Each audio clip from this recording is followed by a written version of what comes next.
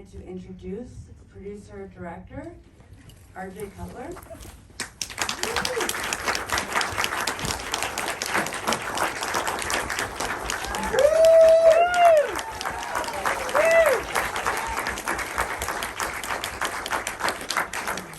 Thank you. Oh. I think you have to push it up a little bit. There you go. Hello, hello. Huh. Well, thank you. I can project. Maybe they'll help me. No. It's on? Oh, there we go, there we go. Thank you so much, thank you.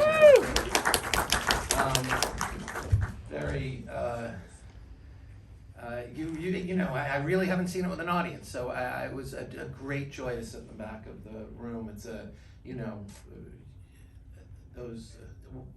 what can I say? Until there's an audience, it's not a complete experience. So, what's the line? You complete me, thank you. Well, thank you for an amazing film. I have so many questions, but I know I've been sitting here for a while, so I'm gonna just cut to the chase and start with my first one, which is the origins of the film. Now, did Billie come to you? Did Interscope come to you? How did this all start? I got a phone call, the way one does, from some combination of Billie's family and Interscope. Interscope was making a film about Billie. They were going to finance a film. They were curious if I wanted to meet with her. And I went and I met with her, and I sat in the backyard at the house that you all now know very well. And I sat with Billie and Phineas and Patrick and Maggie, and kind of felt an instant connection. I of course told Billie that I identify as a teenage girl, which she appreciated, and it was very clear to me, kind of from the beginning, that there was this amazing opportunity to tell the story of a young artist coming of age and a young woman coming of age, and that was very exciting to me, just as subject matter. And then of course the circumstances were just not what it was impossible not to recognize that I was walking into this incredibly rich potential filmmaking landscape. I mean, talk about the right year to make this film. I mean, you really hit the right time. In the backyard, I've read that this meeting in the backyard, I mean, was the trust gained in that moment, or was it throughout the year of 2019 that you slowly gained their trust? Because you obviously had amazing access. Yeah, I mean, to ask about trust is to ask the most important question involved in a film like this. And you're always earning trust. You're earning trust from the moment you meet the subject, and I like to say, just because you earn trust on a Tuesday doesn't mean you have to earn it again on a Wednesday. And you do. You have to always be who you say you are. People ask about the process of earning trust, and my response is usually the best thing is to be trustworthy. To as I say, be who you say you are, and and there's so many things that go into this. You have to fundamentally respect that the story belongs to the subject, not to you. You have to be very disciplined in your lack of wanting anything, except to see as clearly as possible, and all of those things. And then you develop a relationship, and all relationships are based on trust, and so it happens every minute. It happens every minute. It happens throughout the process. It happens, during the period of the time in the summer when you think, I bet they sure could do without seeing us for a few weeks, and you go away for a few weeks, and you know that you just, again, it's every moment. And with Billie, I love the scene where she's shooting the video and she's really not happy with the director. I thought about you, and I think it's Jenna. Jenna Rocher. Yeah.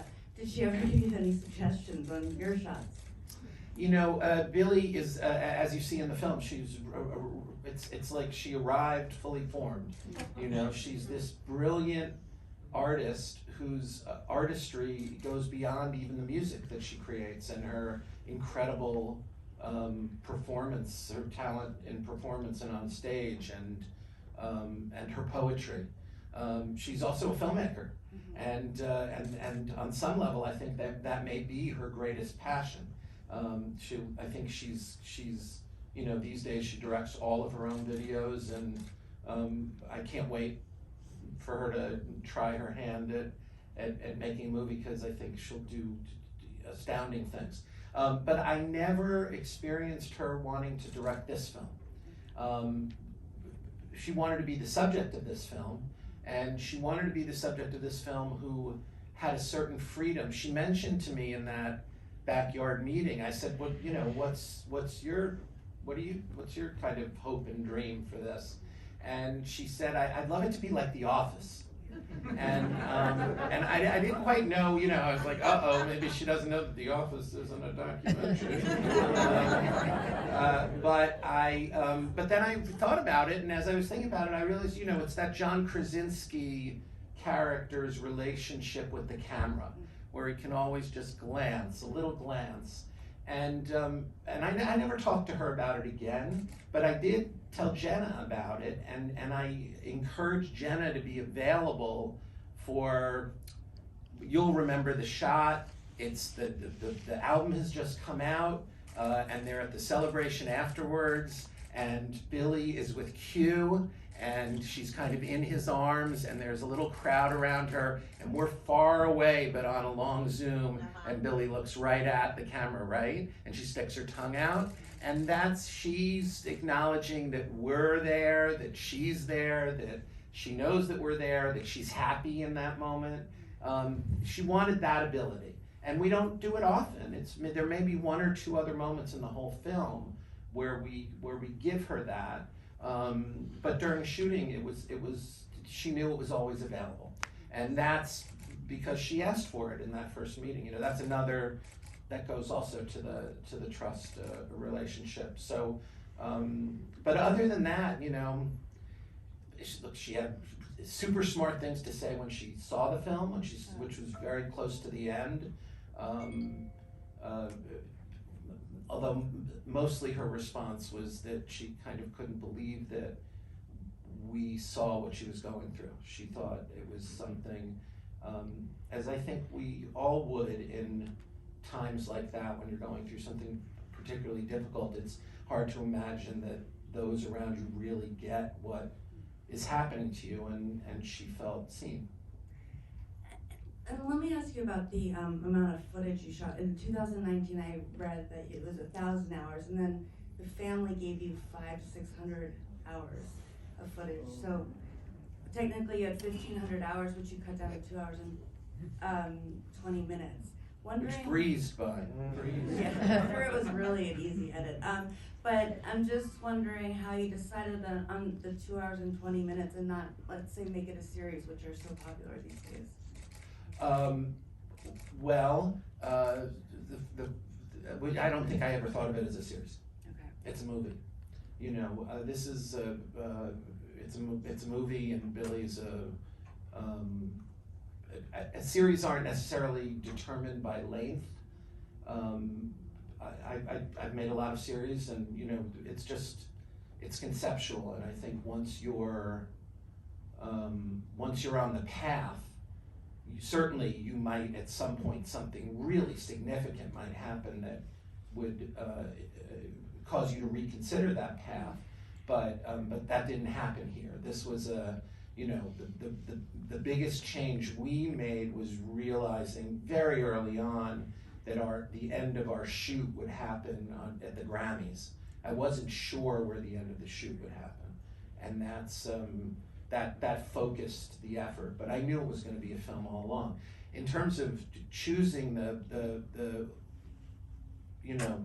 scenes, I mean, this is again a gift you guys gave me tonight, was being able to sit in the back, and one of the reasons an audience is so great is it gives you a fresh perspective on the film, and it's tight, man. It's like every scene in the first hour of the film is basically setting up every scene in the last hour of the film, and then there's that 20 minutes in the middle that's Coachella, which is just like this kind of little opera, right? And so we built it that way. You know, we chose what we chose in order to tell the best story we felt we could tell. And with Coachella, I read that. And I want to just take the moment to shout out to Greg Fenton and Lindsay Utz, who are two just complete genius editors. Greg is somebody I've been working with for 20 years. Lindsay, this was the first time we worked together, but she edited, the film she edited before this won the Oscar.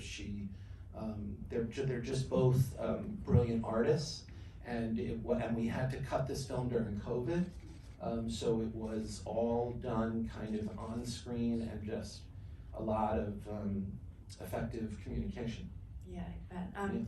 With Coachella, I read that you weren't allowed to shoot your own footage. You had to rely on Coachella staff, is that right? Well, yes, not their staff, the camera crew, yeah. The folks who were shooting, you know, Coachella's broadcast online, so you can buy an online pass to Coachella and watch every show. With Billie, what they did that they don't ever do was let us have access to their raw footage. So we had 7 cameras worth of footage, but we were allowed to, of course, film backstage, which you saw, and we got as close to the stage as you could get. We were with her in the moments before she went on stage, but the performance itself was shot. But this, you know, a film like this is I've been referring to the form, you know, as kind of neo-verite, which is the roots are so in the great tradition of cinema verite that was pioneered by my mentors, D.A. Pennebaker and Chris Hedges and Alan David Maisels and so many, Ricky Leacock, so many of the masters who made those great cinema verite films of the 60s and 70s, and that's our approach. That's how we made this film. It's observational, it's built on trust, it's all the things that we've been talking about. But there's an extra element in this film, which is the footage that you couldn't have had in the 60s and 70s or 80s or 90s or until 2000 and whatever it was, 9, 10, when the iPhone 3GS came out and suddenly y'all have a camera in your pocket. And my camera's right there, and my kids' entire lives are on that. And Maggie is she's an incredible cinematographer with an iPhone. So she shot a lot of moments just because it's what she does, and we had access to that. Now, as you say, there were probably 800 hours of footage that we got from them on hard drive after hard drive after hard drive, and we had to select it and edit it together. But there are key moments in the film that are a byproduct of that. And then there's sometimes you also have to be crafty because Billie Eilish sometimes is going to be in a situation where you're not allowed to have a camera. One is Coachella. Well, they worked with us and they gave us their raw footage, God bless them. But another is the Grammy Awards. You're not allowed to have a camera crew at the Grammy Awards because CBS has a camera crew at that belongs to CBS or whoever's broadcasting it. And so they don't let you bring a camera backstage. But they do let Billie Eilish have an entourage. And Jenna Rocher, our DP, was in her entourage with an iPhone at the Grammys and being resourceful and looking like Billie Entourage. And she was able to shoot that incredible moment where Justin Bieber calls her. And if you're not crafty that way, you don't end up with that scene. But but we did. Well, I have to ask about Justin Bieber and the other blanking, Orlando Bloom and sure, Katy Perry. Getting them in. I mean, I'm assuming to include them, they had to sign a waiver. Like you had to go through a whole system because they're celebrities, or is that right? Well, I think everybody who really appears in the film is released in some form, or appears within, appears according to whatever Yeah. They're all here legally. Nobody's yeah, no, stolen. I mean, because celebrities Some are things might hard. get stolen. Yeah, I mean, they're I can't say. Okay. No, I'm already on the kitchen. Go on. But in terms of the film, I mean, it's as much about Billie as it is about her family, and I'm wondering if that was that a conscious decision while you were filming, or did that come about in the edit? No, that's who she is. That's what she says. My family is one big fucking song. That's like, you can't meet these people, and I can't. Maybe somebody else would have made it different. I could not meet these people and not think this is a movie about a family. I've got kids. This is the first film I think I've made as a director since, the Belushi film as well. This moment was kind of the first moment I was filmmaking since I had kids, and it's very, this is the story, on some level, this is the story of a couple of parents who are desperately holding on to their little girl, like by the ankle as she's, exploding into the world in all the ways that our children are going to have all of those things.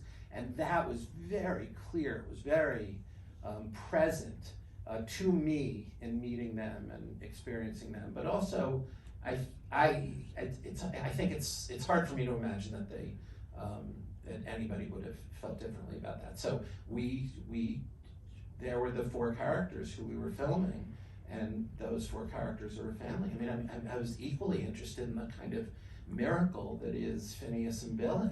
Like, what is going on? What are they doing in the next bedroom to each other? Those 2 extraordinary artists who serve each other so well as artists. I mean, the need for their art to have the other person is so deep, and yet they have that connection, and they have that trust, and they have that ability to do something together that is astounding, I think. Yeah, I mean, what a great relationship they have. I just want to check on time. Does anyone? Nobody's stopping us. Okay. Just go on. I want to make clear that everybody in the film is released. No, I even the celebrities. No, I'm just saying, because with Justin Bieber, like when you're dealing with celebrities, which when I interviewed them, there's always a process. So I was just wondering if you. Yeah, and Justin and his people were very supportive of us, and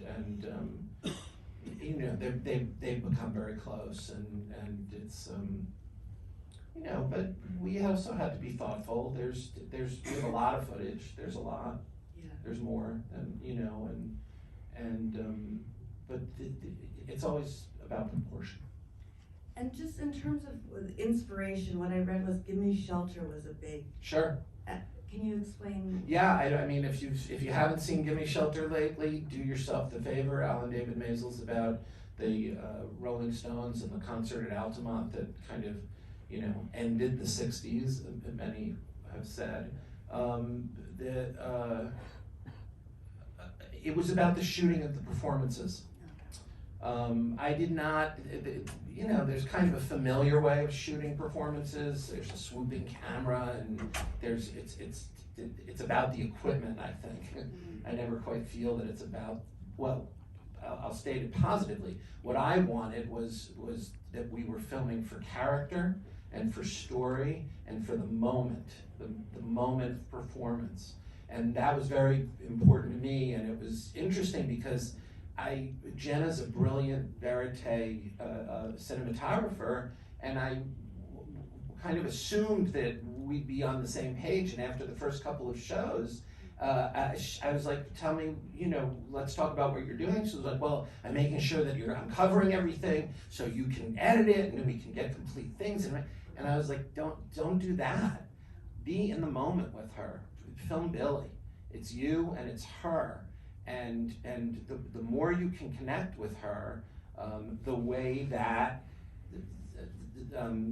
Alan David Maisels connected with Mick Jagger in performance in "Give Me Shelter," I think the closer we will be to achieving our goals, which are on some level to, the music has to function in this, in a way, as a musical. It's got to propel us forward narratively, in terms of character, in terms of emotion, in terms of lyrical content, all of those things.